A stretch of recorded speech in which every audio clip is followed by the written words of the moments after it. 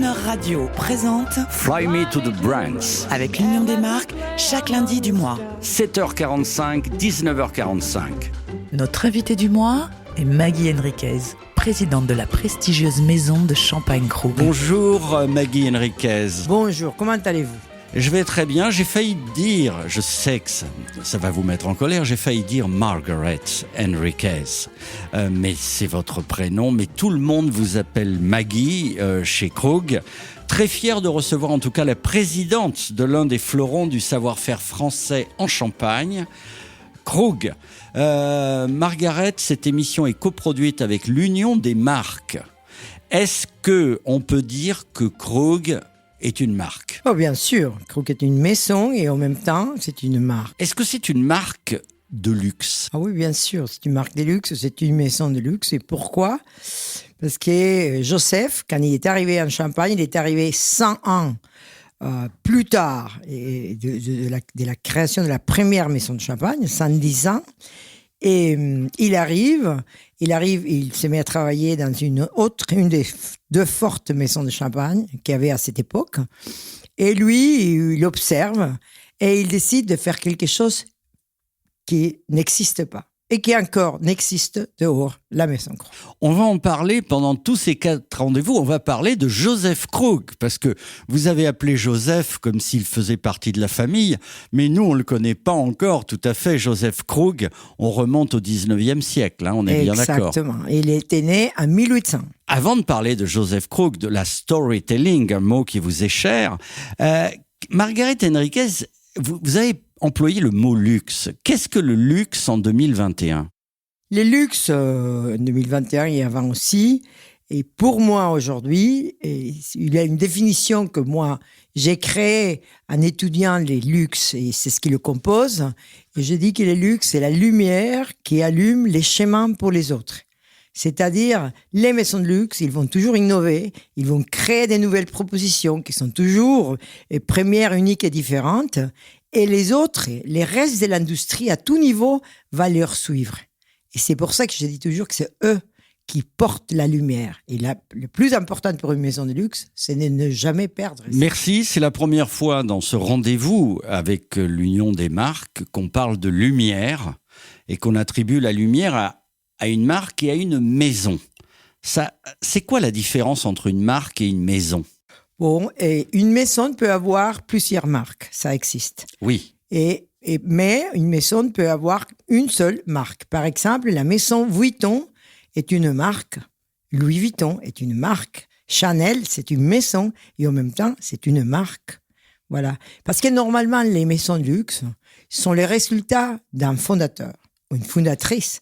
Et c'est eux qui apportent son nom. Dior, c'est une maison et c'est une marque. Vous nous faites rêver parce qu'on adore, les Français adorent les grandes marques.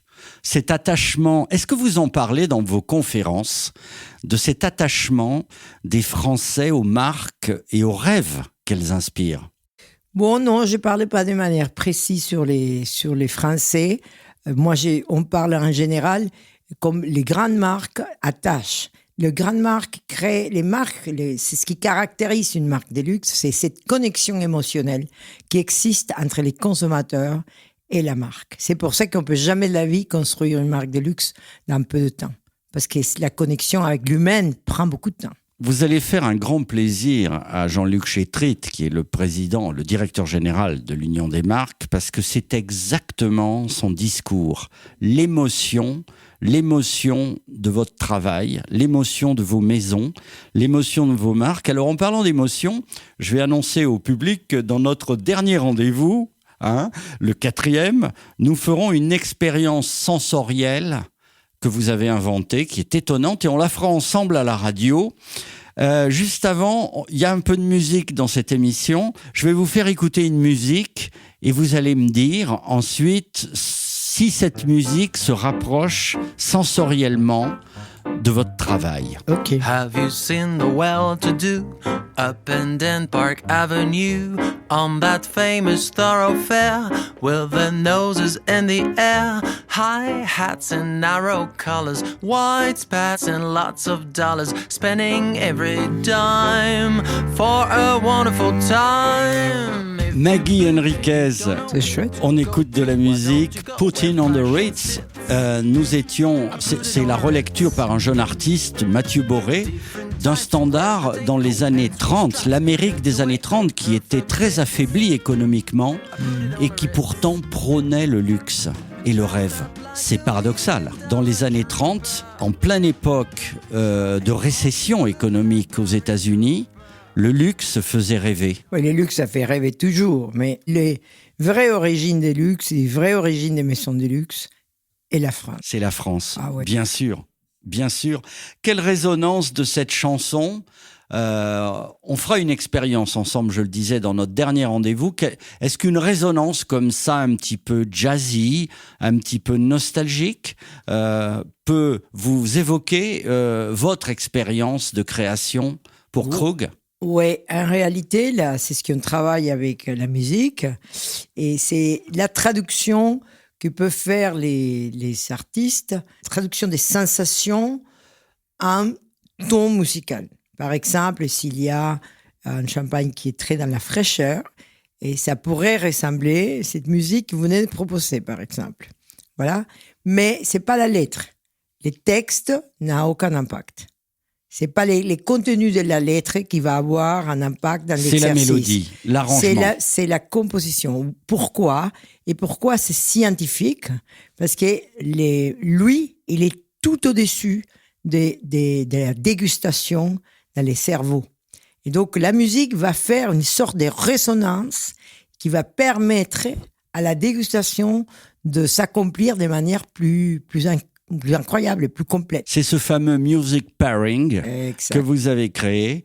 Marguerite Henriquez, en parlant de musique, j'apprécie, je voulais vous le dire, nous apprécions votre voix au micro, votre magnifique accent.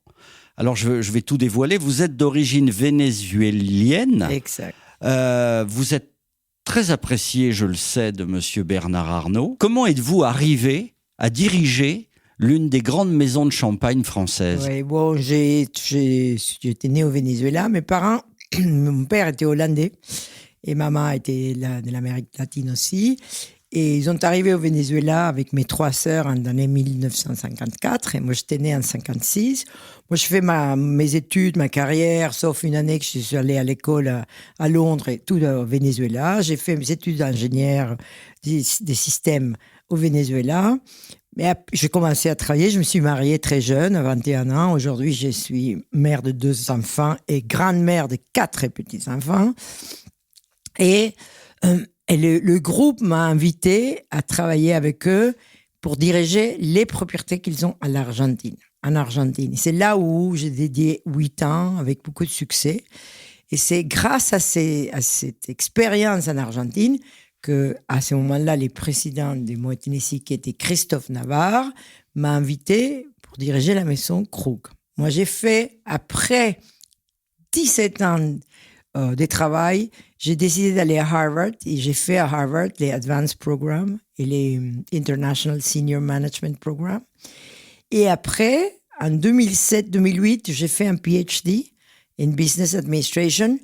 Ils m'ont donné 10 ans pour rendre la thèse parce que c'était justement l'année dans laquelle je suis arrivé pour diriger Krug.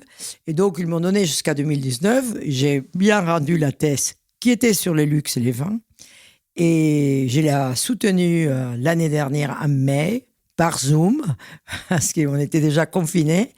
Et c'était très bien passé. Et voilà, j'ai réussi à avoir mon PhD aussi. C'est incroyable parce qu'à vous entendre, on n'est pas du tout dans le monde. On pourrait parler des heures de l'élaboration extrêmement précise de ce champagne, de tout le travail qui est fait. Mais à vous entendre, nous ne sommes pas dans la vente, nous ne sommes pas dans la technique.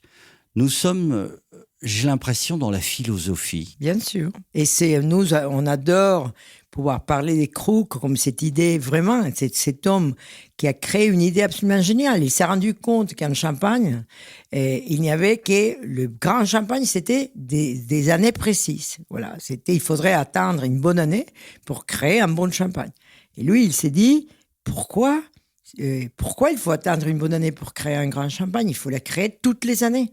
Et elle dit, mais je ne peux pas définir une bonne année, je ne peux pas gérer les climats. Mais par contre, il s'est dit, si moi, j'essaye de comprendre chaque petite parcelle comme un vin, et j'imagine que ce sont comme des couleurs, finalement, parce que si l'année est chaude, on aura des vins qui sont plutôt charmantes, plutôt rondes. Bon, il a dit, je reçois ce que la nature me donne, j'ai créé une grande bibliothèque des vins de chaque parcelle de plusieurs années, et toutes les années, je pourrais recréer l'expression la plus généreuse en Champagne. Voilà cette idée, donc on l'appelle la symphonie en Champagne. Alors, cette symphonie, on en parlera à travers nos 4 rendez-vous, parce que là, nous sommes dans l'orfèvrerie, hein, vous qui parliez du mot luxe volontiers. Alors, moi, je vais vous dire à lundi prochain, je pense que tous nos auditeurs ont envie d'entrer dans cet univers sémantique, philosophique. Avec vous, c'est une grande surprise. On va se quitter avec encore une musique que je vous soumets, et en me disant qu'elle a des résonances avec vos symphonies. C'est Diana Krall. Parfait. Vous connaissez cette grande chanteuse internationale. Absolument. Charmante, qui plus est. Extraordinaire. Merci Maggie. Merci à lundi prochain. À lundi prochain. I'll see you in my dreams. Hold you in my dreams. Someone took you out of my arms. Still I feel the thrill of your charms. Lips that once were mine. Tender eyes that shine. They will light my way tonight. I'll see you in my dream.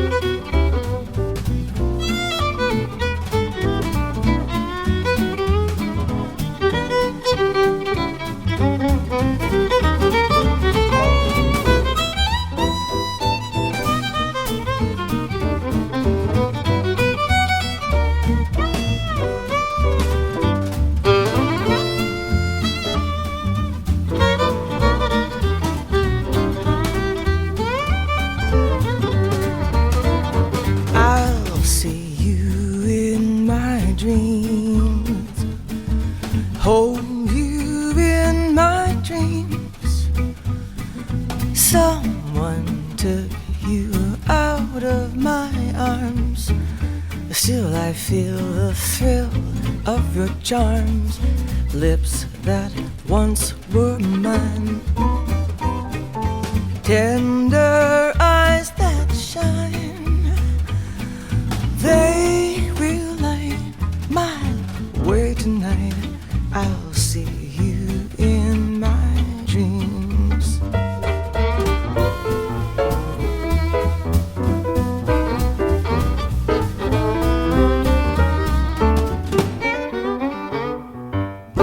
Retrouvez Fly Me to the Bronx lundi prochain, 7h45, 19h45, en compagnie de Maggie Henriquez de la Maison de Champagne Krug. Retrouvez l'intégralité de cette interview sur le chronoradio.fr.